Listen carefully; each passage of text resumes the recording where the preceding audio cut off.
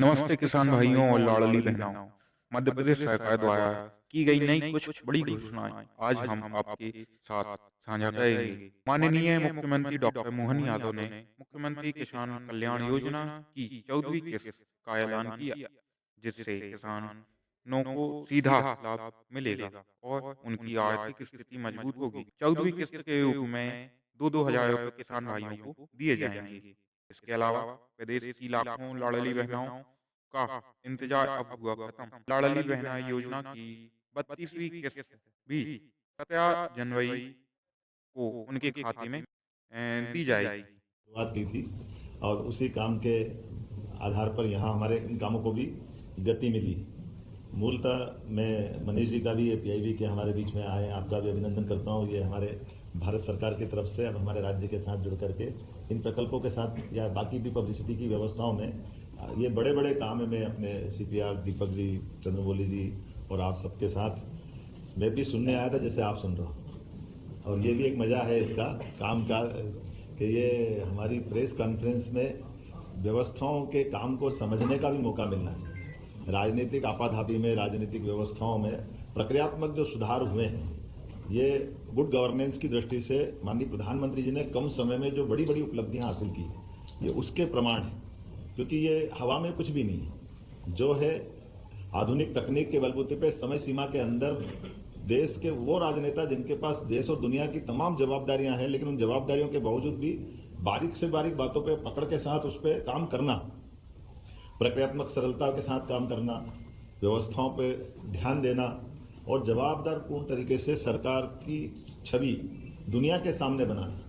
अब ये हमको लाल किले के ऊपर स्वच्छता के अभियान देते हुए भी प्रधानमंत्री दिखाई देते हैं, लेकिन ये भी हमारे लिए सौभाग्य की बात है कि आज के समय में दुनिया का सबसे बड़ा लोकतांत्रिक देश माफ कर दिया। अब ये जो दृष्टिकोण है कि पूर्वोत्तर राज्यों का डेवलपमेंट कराना है, तो उनको ये अलग से और क्या प्रमोशन कैसे देना चाहिए। उन्होंने कहा ये प्लाट और भूखंड और इनकी व्यवस्थाओं की जो लागत और वो सब में भी तो बॉर्डर के अंदर तक सड़क पहुंचाना, बॉर्डर के अंदर तक रेल की लाइन डलवाना, भविष्य में चुनौती के लिए आने वाले समय में जब देश की सीमा सुरक्षित होगी तो देश अच्छा चलेगा। तो ये जो भविष्य की दृष्टि से योजना बनी, और आज भी देखो कितनी अच्छी बात अभी अनुराग जी बता ही रहे थे कि ये गोंदिया जबलपुर की बात करें तो गोंदिया जबलपुर बोलने से केवल नाम ध्यान में आता है कि गोंदिया जबलपुर है, लेकिन गोंदिया जबलपुर में उसमें जो दूसरी चीज देख रहा हूँ कि हमारे पास जबलपुर से आने जाने के लिए आज अपना एक रास्ता है बालाघाट, मंडला, सिवनी से नागपुर, मुंबई, कलकत्ता, चेन्नई सीधे जोड़ने का। अब काहे के लिए इटारसी लाओ बार बार जबलपुर से, नहीं तो हम हमेशा जबलपुर ही आना, जबलपुर इटारसी आना पड़ता था। अब इसके बदले में क्या हुआ, सीधा वहीं से कलकत्ता और चेन्नई और सीधी ट्रेन निकल जाएगी जब आगे जाकर गोंदिया से। तो ये जो अंदर के रास्ते हैं, जैसे उदाहरण के लिए अभी अपने को 18,500 करोड़ की रेल लाइन मिली इंदौर मनमाड़, ये प्रगति पोर्टल का लाभ है कि सीधे यहाँ से अभी वापस रतलाम जाओ, रतलाम से गुजरात जाओ, गुजरात से बम्बई जाओ, जरूरत नहीं, सीधे ही डायरेक्ट मनमाड़ निकाल दी इंदौर से, उज्जैन होके। तो ये अपने लिए भविष्य की दृष्टि से एक एक करके कितनी सारी बातें हैं, लेकिन जो मूल बात अपने बीच में है कि राज्यों के बीच राजनीतिक दृष्टि से भले ही हमारी प्रतिद्वंदिता है, मत भिन्नता है, लेकिन देश की दृष्टि से हमारे लिए तमिलनाडु का भी वही महत्व है जो केरल का महत्व है।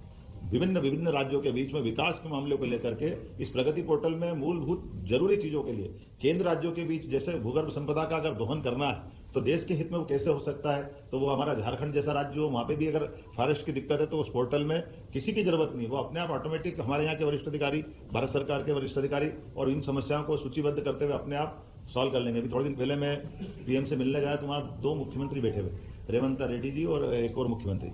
तो हमने कहा आप यहाँ कैसे आए, तो बोले हमारे राज्यों के मसले को लेकर आए। हमने कहा ये तो मजाक करी, मेरे परिषद के साथी रेवंत, हम परिषद में पहले थे, आजकल वो कांग्रेस में है।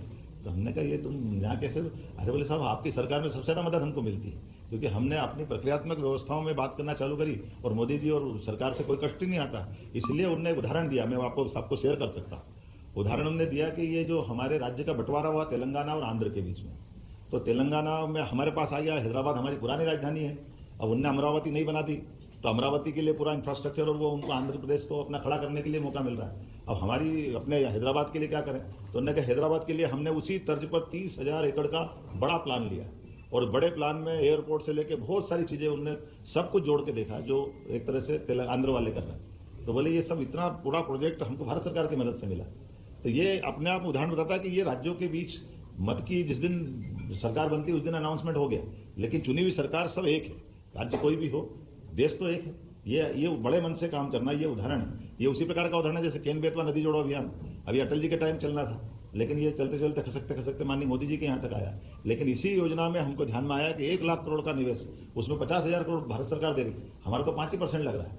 और अगर इंजीनियर ढंग से प्लान बनाते तो वो हमारा बहुत सारा तो काम वैसे हो जाएगा। ऐसे पीकेसी योजना, पार्वती काली सिंह चंबल योजना, ये राजस्थान से 20 साल से चल रहा था। और मजे की बात ये कि इसकी मॉनिटरिंग भी वहां से होती है। हम कोई कागज आगे पीछे देने में हो जाए तो उनकी चर्चा होती है। और आज ये इसी बात का, माननीय प्रधानमंत्री से मिलने जाए या गृह मंत्री से मिलने जाए, तो मिलने जाने में भी हमारे प्रोजेक्ट पहले पूछते हैं कि आपके प्रोजेक्ट कौन कौन से, उनकी क्या स्थिति है। बाद में हमारी अपनी शिष्टाचार की मुलाकात हो जाएगी। तो ये बदलते दौर का समय है और इसके आधार पर निश्चित रूप से मैं मान के चलता हूँ कि अद्भुत समय चल रहा है। ये सारे प्रोजेक्टों की बात मैं दोबारा नहीं दोहराऊंगा, माननीय सीएस ने रख दी है। और ये खासकर हमारे लिए कार्य संस्कृति का बदलाव का जो समय आया और राज्य और केंद्र के बीच में जो समन्वय हुआ, और मध्य प्रदेश के परिप्रेक्ष्य में केवल आपको ये आंकड़े में ध्यान में आ जाएगा कि 108 परियोजना तो पूर्ण हो गई, उसमें 2,61,340 करोड़ की एक सफलतापूर्वक चालू हो गई। और ये 5,24,400 का पड़ेगा कि ये हमारे केंद्र और राज्य की सरकार का फायदा क्या होता है। आपके राज्य का कहीं अच्छा आंकड़ा हो तो हम विधानसभा में उसको इसे एक एक करके कितनी सारी बातें हैं, लेकिन जो मूल बात अपने बीच में है कि राज्यों के बीच राजनीतिक दृष्टि से भले ही हमारी प्रतिद्वंदिता है, मतभिन्नता है, लेकिन देश की दृष्टि से हमारे लिए तमिलनाडु का भी वही महत्व है जो केरल का महत्व है। विभिन्न राज्यों के बीच में विकास के मामलों को लेकर के इस प्रगति पोर्टल में मूलभूत जरूरी चीजों के लिए केंद्र राज्यों के बीच, जैसे भूगर्भ संपदा का अगर दोहन करना है तो देश के हित में वो कैसे हो सकता है, तो वो हमारा झारखंड जैसा राज्य हो, वहां पे भी अगर फॉरेस्ट की दिक्कत है तो उस पोर्टल में किसी की जरूरत नहीं, वो अपने आप ऑटोमेटिक हमारे यहाँ के वरिष्ठ अधिकारी, भारत सरकार के वरिष्ठ अधिकारी और इन समस्याओं को सूचीबद्ध करते हुए अपने आप सॉल्व कर लेंगे। अभी थोड़े दिन पहले मैं पीएम से मिलने गया तो वहाँ 2 मुख्यमंत्री बैठे हुए, रेवंत रेड्डी जी और एक और मुख्यमंत्री। तो हमने कहा आप यहाँ कैसे आए, बोले हमारे राज्यों के मसले को लेकर आए। हमने कहा ये तो मजाक करी, मेरे परिषद के साथी रेवंत, हम परिषद में पहले थे, आजकल वो कांग्रेस में है। तो हमने कहा ये तुम यहाँ कैसे, अरे बोले साहब आपकी सरकार में सबसे ज्यादा मदद हमको मिलती है, क्योंकि हमने अपनी प्रक्रियात्मक व्यवस्थाओं में बात करना चालू करी और मोदी जी और सरकार से कोई कष्ट ही नहीं आता। इसलिए उन्होंने एक उदाहरण दिया, मैं आपको सबको शेयर कर सकता हूँ। उदाहरण उन्होंने दिया कि ये जो हमारे राज्य का बंटवारा हुआ तेलंगाना और आंध्र के बीच में, तो तेलंगाना में हमारे पास आ गया, हैदराबाद हमारी पुरानी राजधानी है, अब उनने अमरावती नहीं बना दी, तो अमरावती के लिए पूरा इंफ्रास्ट्रक्चर और वो उनको आंध्र प्रदेश को अपना खड़ा करने के लिए मौका मिल रहा है।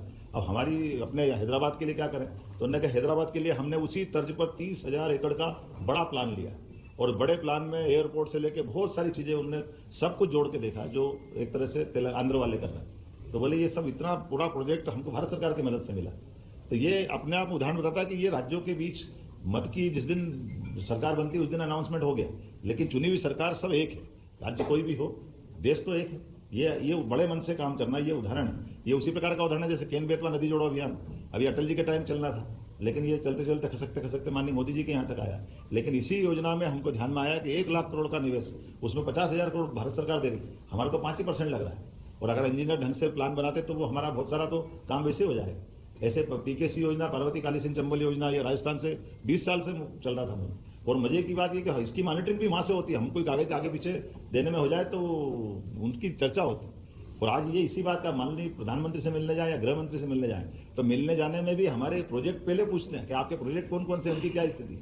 बाद में हमारी अपनी शिष्टाचार की मुलाकात हो जाएगी। तो ये बदलते दौर का समय है और इसके आधार पर निश्चित रूप से मैं मान के चलता हूँ कि अद्भुत समय चल रहा है। ये सारे प्रोजेक्टों की बात मैं दोबारा नहीं दोहराऊंगा, माननीय सीएस ने रख दी है। और ये खासकर हमारे लिए कार्य संस्कृति का बदलाव का जो समय आया और राज्य और केंद्र के बीच में जो समन्वय हुआ, और मध्य प्रदेश के परिप्रेक्ष्य में केवल आपको ये आंकड़े में ध्यान में आ जाएगा कि 108 परियोजना तो पूर्ण हो गई, उसमें 2,61,340 करोड़ की एक सफलतापूर्वक चालू हो गई। और ये 5,24,400 का पड़ेगा कि ये हमारे केंद्र और राज्य की सरकार का फायदा क्या होता है। आपके राज्य का कहीं अच्छा आंकड़ा हो तो हम विधानसभा में उसको भी सुनेंगे, लेकिन ये हमारे माननीय प्रधानमंत्री जी के काम करने का तरीका है। मैं तो ये देख के आनंद आ गया, 49% की प्रोग्रेस और 67% की ये जो आपने आंकड़ा बताया है। और इसी के साथ साथ ये लंबी बातें तो क्या है, लेकिन सच में 20 परियोजना अधोसंरचना की पूरी हो गई, 19 कार्यान्वयन में है, 97% की सफलता है। और केंद्र योजनाओं में रेल मंत्रालय की 14 परियोजना, सड़क मंत्रालय की 13 परियोजना, विद्युत मंत्रालय की 5 योजनाएं, और रिन्यूएबल एनर्जी को तो ऐसा प्रोत्साहन दे रहे हैं कि हमारे यहाँ सबसे भाग्य से इसी तीनों तरह की रिन्यूएबल एनर्जी की संभावना है। और वनों के मसले भी हमारे पास बहुत है, लेकिन वनों के मामले में भी, और ये प्रधानमंत्री जी की उदारता भी है कि हमारे यहाँ राज्य में आके चीते भी छोड़कर जन्मदिन भी मनाते हैं। ये हमारे लिए सौभाग्य की बात है।